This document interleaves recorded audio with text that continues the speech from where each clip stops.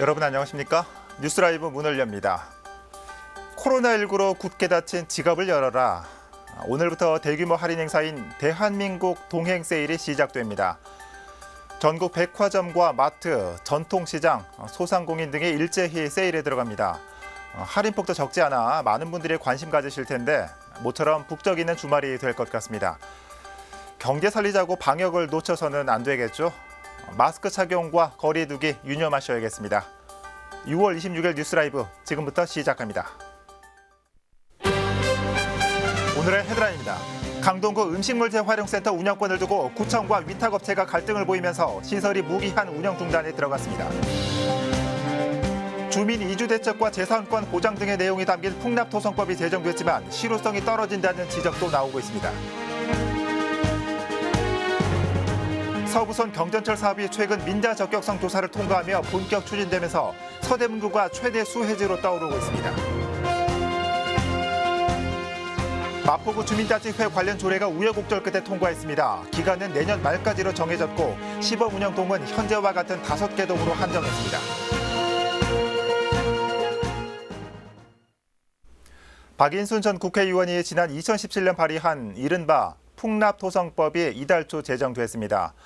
풍납토성의 체계적인 관리와 주민 지원에 대한 법적 근거가 마련됐다는 평가가 나오지만 주민 지원과 관련해 실효성이 대폭 축소됐다는 아쉬운 목소리도 나옵니다.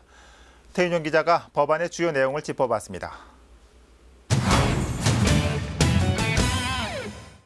풍납토성 보존 및 관리에 관한 특별법, 약칭 풍납토성법이 지난 9일 법안 발의 3년 만에 제정됐습니다. 풍납토성법에는 풍납동 보존관리 종합계획의 수립과 이주대책, 주민재산권 보장 등이 새롭게 규정됐습니다. 특히 이주대책과 더불어 서울시장과 송파구청장이 정주대책도 수립, 시행할 수 있다는 내용이 포함됐습니다. 풍납토성에 대한 체계적인 보존관리와 풍납동 지역 주민 지원과 관련해 법적 근거가 마련됐다는 평가입니다. 물론 법률이 제정됐다는 것에 대해서 특별한 의미는 있습니다. 보존 지원에 대한 계획을 수립하도록 문화재청장에게 의무가 주어졌고 또 국회에 보고하도록 되어 있습니다. 하지만 주민 지원에 대한 실효성이 떨어진다는 의견도 나옵니다. 주민 지원과 관련된 조항들이 국회 법안 심사 소위를 거치면서 축소됐기 때문입니다. 당초 제정안에서 규정한 지원 추진단 구성과 거주민 조세 감면 조항이 삭제됐고 보상금 지급 의무 조항은 국가나 지자체가 지원 방안을 강구하도록 내용이 변경됐습니다. 특정 문화재 주변 주민에 대한 지원 법률이 제정될 경우 특혜성 논란이 일 수 있다는 점, 또 조세 감면과 보상금 지급의 경우 관련 법령을 개정해야 하는 후속 입법 조치가 필요하다는 점이 수정 이유로 작용했습니다. 이 때문에 법안의 제명도 주민 지원이 빠진 풍납토성 보존 및 관리에 관한 특별 법안으로 변경됐습니다. 당초 법안에 규정되어 있던 풍납토성 보존 지원 추진단 설치와 조세 감면에 관한 조항 등이 삭제되거나 변경됨에 따라 주민 지원에 대한 실효성이 대폭 축소되어 많은 아쉬움이 있습니다. 이제 그 조세 감면이나 보상금 지급 이런 것들은 빠져 있고 뭐뭐를 하도록 노력한다 이렇게 하다 보니까 안 할 수도 있다는 거잖아요. 그래서 주민이 이제 그런 부분에 대해서 좀 아쉬워합니다. 송파구는 문화재청이 후속 조치로 시행령과 시행규칙 제정을 추진하고 있다며 주민 요구사항이 반영될 수 있도록 공청회를 여는 방안도 고려하고 있습니다. 풍납토성법은 1년간의 준비 기간을 거쳐 내년 6월 10일 시행됩니다. 딜라이브 서울 경기케이블TV 태윤영입니다. 20년째 지지부진했던 서부선 경전철 사업이 최근 민자 적격성 조사를 통과하면서 본격화되고 있습니다. 그동안 대표적인 교통 수혜 지역이었던 서대문구가 서부선의 가장 큰 수혜 지역으로 손꼽히고 있습니다. 이혜진 기자가 보도합니다. 세전역에서 서울대 입구역을 잇는 서부선 경전철. 지난 2000년 사업이 시작된 이후 20년 만에 민자 적격성 조사를 통과했습니다. 민자 사업인 서부선 경전철이 그 사업성을 인정받아 본격 추진된다는 뜻입니다. 단순한 교통 정체를 해소하는 수준을 넘어서 아마 시민들의 삶의 질을 높이는 결정적 계기가 될 텐데. 서부선은 16.15km로 모두 16개 정류장이 건설됩니다. 2호선과 9호선 등 5개 노선과 환승이 가능합니다. 또 세전역부터 종점인 서울대 입구역까지 약 22분이 걸릴 것으로 예상됩니다. 한편 대표적인 교통검지로 꼽혔던 서대문구가 서부선의 최대 수혜지로 손꼽히고 있습니다. 그동안 지하철이 없어 주민들의 불편이 컸던 명지대와 연희동 지역이 서부선 라인에 포함된 것. 서부선 16개 정류장 중 5개가 서대문구 지역에 건설됩니다.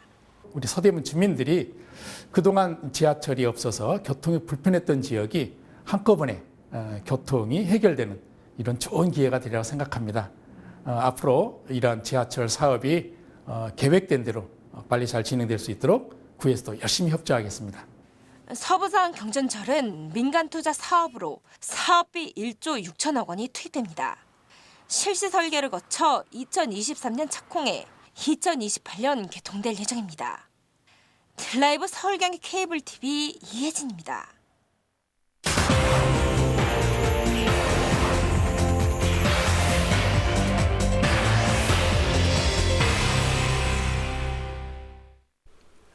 강동구에는 서울 여러 자치구의 음식물 쓰레기를 처리하는 전용 센터가 있습니다. 그런데 최근 이 시설이 가동을 멈춘 채 사실상 무기한 운영 중단에 들어갔습니다. 어떤 사정인지 박영찬 기자가 그 속사정을 살펴봤습니다. 굳게 닫힌 철문 앞으로 사람 키를 훌쩍 뛰어넘는 구조물이 입구를 가로막고 있습니다. 강동구 음식물 재활용 센터의 운영권을 놓고 강동구청과 위탁업체가 대치하고 있는 겁니다. 사건의 발단은 2000년 강동구청이 한 음식물 쓰레기 처리 업체와 맺은 협약에서 시작됩니다. 강동구청이 음식물 쓰레기를 처리할 센터를 설치하는데 민간 투자 방식을 적용하면서 강동구 음식물 재활용 센터가 문을 열었습니다. 첫 가동에 들어간 후 4개월 뒤인 2000년 6월엔 강동구청이 위탁업체에 20년간 사용 권한을 부여하는 추가 협약을 맺으면서 A업체가 단독으로 운영권을 갖게 됐습니다. 문제가 터진 건 20년이 지난 올 6월. A업체가 20년간 갖고 있었던 센터 사용권의 만료일이 다가오면서부터입니다. 강동구청은 음식물 재활용 센터를 직영체제로 전환할 계획이었지만 A업체가 센터 운영 권한을 비롯한 음식물 쓰레기 처리 비용에 제대로 된 정산을 요구하면서 양측 간 갈등이 수면 위로 떠올랐습니다. 강동구청은 A업체가 일방적으로 계약 연장을 요구하며 음식물 재활용 센터를 무단으로 점거하고 있다는 입장입니다.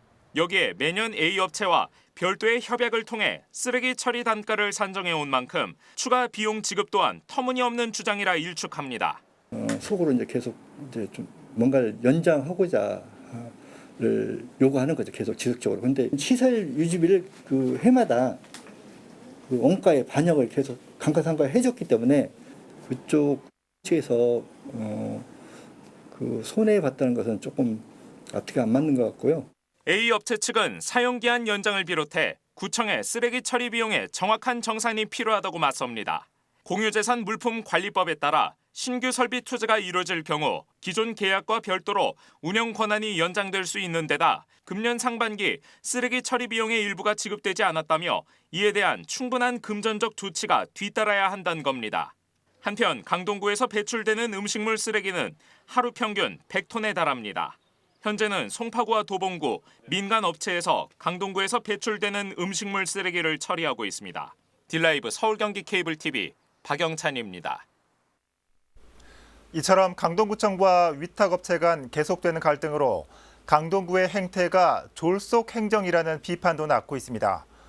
음식물 재활용센터의 위탁 운영 만료일이 채 한 달도 남지 않은 상황에서 직영화 전환 계획을 처리하려 했다는 지적입니다. 계속해서 박영찬 기자입니다. 음식물 재활용 센터를 둘러싼 갈등이 계속되는 와중에 강동구청의 졸속 행정도 논란을 야기하고 있습니다. 민간 위탁 운영의 기한 만료가 임박한 상황에서 음식물 재활용 센터의 직영 문제를 처리하려 했기 때문입니다. 강동구청과 외부 용역업체가 별도의 협약을 통해 센터를 운영해왔던 만큼 센터를 구청 자산으로 편입시키기 위한 구의회 승인 절차가 필요했던 상황. 강동구청이 음식물 재활용 센터의 공유재산 관리 계획 안건을 상정한 건 올 6월 3일로 위탁 운영 협약 만료일을 불과 이틀 남겨둔 상황이었습니다. 강동구 구덕동에 위치한 음식물 재활용 센터는 음식물 쓰레기 건조장과 사료 처리장 등의 대형 건축물을 비롯해 90개에 달하는 부속 시설이 운용되고 있습니다. 추정되는 시설 자산 가액만 35억 원. 서울 7개 자치구에서 배출된 음식물 쓰레기가 모이는데 하루 평균 처리량만 360톤에 달합니다. 강동구 의회가 해당 안건을 검토한 보고서에서도 같은 문제를 언급하며 구청의 행정 처리를 지적했던 상황. 협약 만료까지 이틀밖에 남지 않은 상황에서 수십억 원에 달하는 시설의 운영 방향을 놓고 졸속으로 처리한 건 아닌지 우려되는 대목입니다. 부서에서 그 과장하고 팀장하고 잠시 요 포인트만 열어가지고 우리 상임회의만 열어서 이렇게 처리하게 되는 상황이에요. 이거 하나 때문에. 강동구청은 주민 민원으로 최근 악취 방지 시설을 설치하면서 안건 상정이 지연된 부분이 있었지만 절차상엔 문제가 없었다는 입장입니다.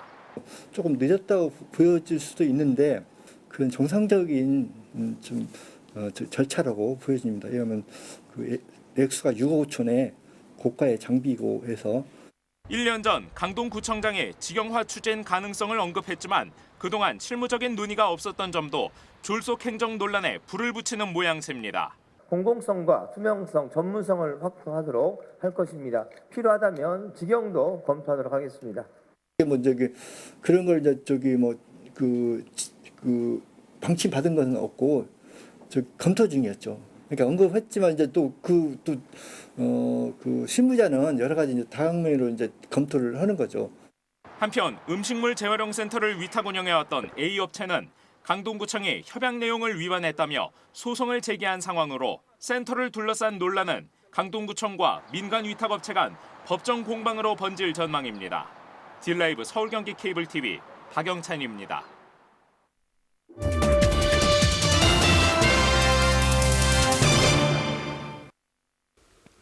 코로나19 확진이 소규모 모임을 통해 확산하는 모양새입니다. 강남구 역삼동에서 소규모 모임에 참석한 사람들이 감염되는 등 소모임이 집단 감염의 새로운 감염고리로 지목되고 있습니다. 취재기자 연결해봅니다. 태윤영 기자. 네, 보도국입니다. 네, 최근 들어 소모임에서 발생한 감염 사례가 나오고 있죠. 네, 맞습니다. 클럽과 물류센터, 교회 등 대형 시설을 중심으로 확진자가 발생하던 것이 최근 들어서는 소모임을 통한 전파로 확산하고 있습니다.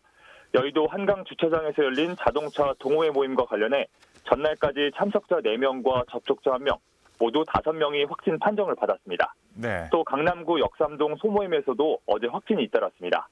지난 18일 모임에 참석한 70대 남성을 포함해 참석자 5명과 접촉자 2명 등 모두 7명이 감염으로 이어졌습니다. 이 소모임의 특성상 일일이 관리 대응하기 쉽지 않은 만큼 보건당국은 방심하지 말고 거리두기를 지켜야 한다고 재차 강조했습니다. 특히 밀폐된 공간에서 밀집해 밀접한 접촉이 일어나는 곳, 이른바 산미를 피해야 한다고 당부했습니다. 네, 오늘 발표된 코로나19 확진자 현황도 짚고 가보죠. 어떻게 됩니까?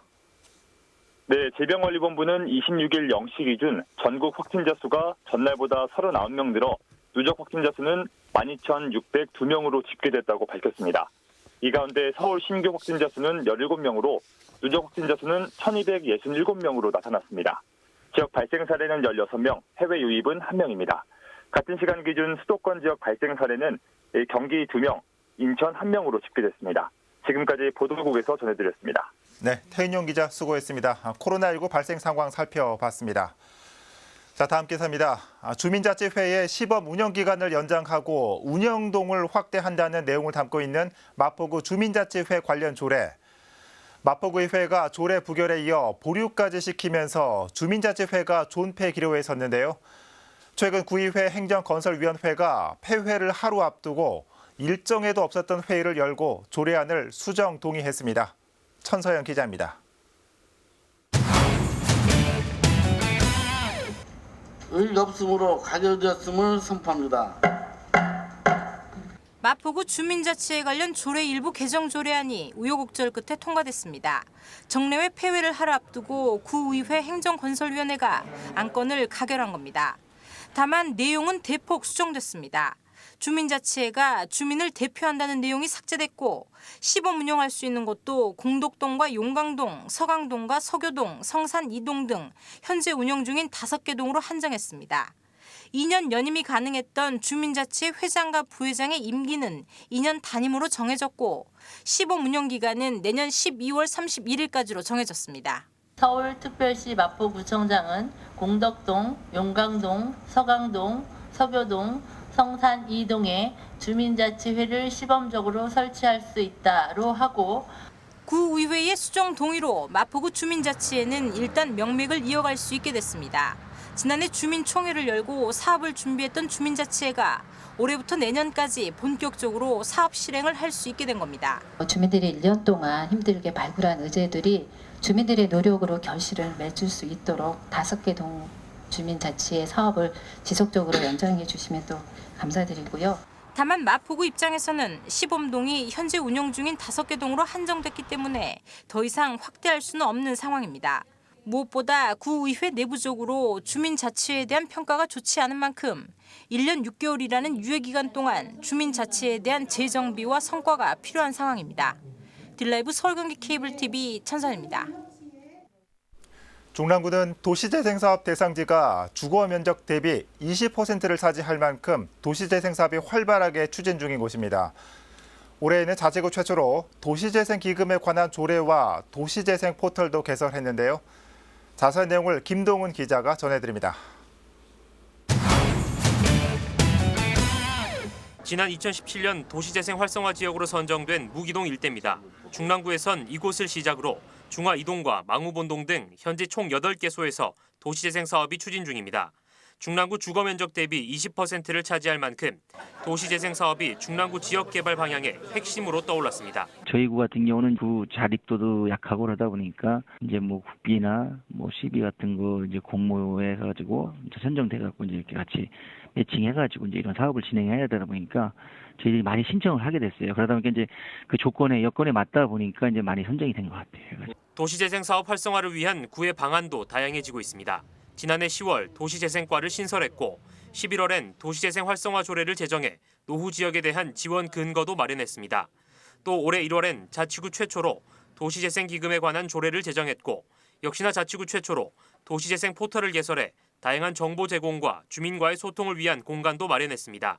1년에 한 10억씩 해가지고 이제 이런 식으로 기금 조성을 하려고 지금 이제 목표를 세우고 있어요. 한 3년간은 일단은 적립으로 가고 이제 3년 이후서부터는 이제 수입이 나는 거가 되게 되면은 이제 그 기금을 갖고서 이제 그 도시재생 관련 사업을 이제 전개하려고 하고 있어요. 균형 있는 지역 개발의 열쇠로 도시재생 활성화를 내건 중랑구. 주민의 참여와 관심이 핵심인 만큼 앞으로 주민 홍보에 집중할 계획입니다. 딜라이브 서울경기 케이블TV 김동훈입니다. 종로구는 지난해 다산 목민 대상에서 대통령상을 수상했습니다. 그런데 수상 과정에서 목민대상 공동 주최처인 한 언론사와 종로구청 간 유착 관계가 있지 않았냐는 의혹이 제기됐습니다. 보도에 이주협 기자입니다.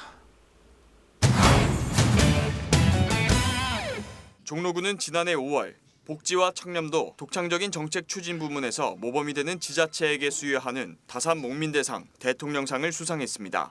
다산 목민대상은 행정안전부와 A언론사가 공동으로 주최했는데 수상 과정에서 종로구청과 A언론사 간 유착관계가 있었지 않냐는 의혹이 종로구 의회 행정사무감사에서 나왔습니다. 신문부수도 이렇게 많이 다른 데하고 형평성이 맞지 않게 이렇게 올려가 줬는데 거기를 계속 이렇게 또 앞으로도 계속 하겠다 그러면 그거는 말이 안 되는 거고. 2019년도에는 아마 그 자치구 지면을 별도로 또 확보한 그 면을 만들어서 보도를 해서 거의 자치구가 모두 다 그렇게 좀 부수를 좀 증액해서 아마 늘린 것으로 이렇게 해서 저희도 같이 동참했다는 말씀 좀 드리고요. 최경혜 구의원이 제시한 근거 자료 중 2017년도 대비 2019년의 일간지 종로구청 구독 부수를 보면 A언론사의 증가율이 46.1%로 가장 높습니다. 하지만 큰 차이가 없거나 많게는 30에서 40%대 가까이 하락한 곳도 있습니다. 같은 기간 통반장 일간지 구독 부수도 A언론사의 증감률이 60%로 가장 높았습니다. 2017년 비슷한 수치를 기록했던 D언론사는 한 부수도 증가하지 못하면서 대조적인 모습을 보이고 있습니다. 종로구가 다산 목민대상을 수상한 때는 지난해 5월, 5개월 뒤인 10월에는 A언론사 본사 건물 6층에 종로문화재단이 2년 임대 계약을 맺고 입주했습니다. 5층에 있는 청년창업센터와 함께 매달 1,400만 원의 월세를 A언론사로 지불해야 합니다. 구청이 이사를 갈 건데 조금만 더 참으시지 왜 그렇게 많은 3억이 넘는 돈을 투자를 해가지고 하시냐고요. 우리가 이렇게 하면은 우리 진짜 세금 내기 싫어져요. 그때 이제 세종로자치센터는 너무 협소하다는 것을 이제 의원님도 아실 겁니다. 그래서 이 서울시 특별교구분이 나왔을 때 이것을 좀 복합적으로 했다는 것을 말씀드리고, 종로문화재단이 사용하던 세종로자치센터는 현재 대부분의 공간이 비어 있었고 홍보전산과 통계팀 10여 명이 일부 공간만 임시로 사용 중이었습니다. 구청 관계자에 따르면 오는 8월까진 서울시 교부금으로 월세를 충당하지만 9월부턴 세금으로 부담해야 한다고 밝혔습니다. 딜라이브 서울경기 케이블TV 이주협입니다. 부실 고증 논란이 있던 성북구의 명승 성락원이 서울 성북동 별서로 이름을 바꿔 재지정됩니다. 문화재청은 성락원이 지정 명칭과 사유 등에서 오류가 있는 만큼 문화재적 가치를 명확히 하기 위해 명승 지정을 해제하기로 했습니다.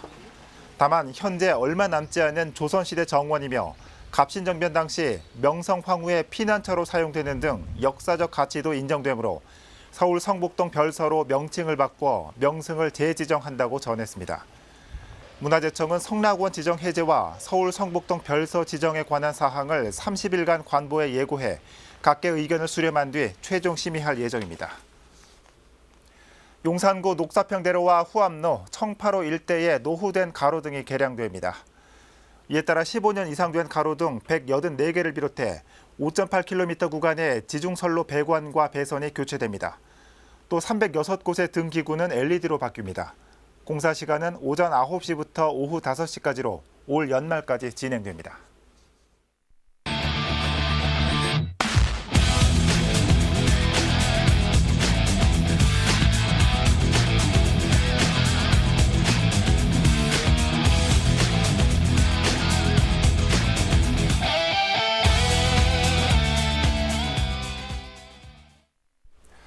올봄 하늘이 유난히 맑고 깨끗한 것 같은 느낌 많은 분들이 받으셨을 겁니다.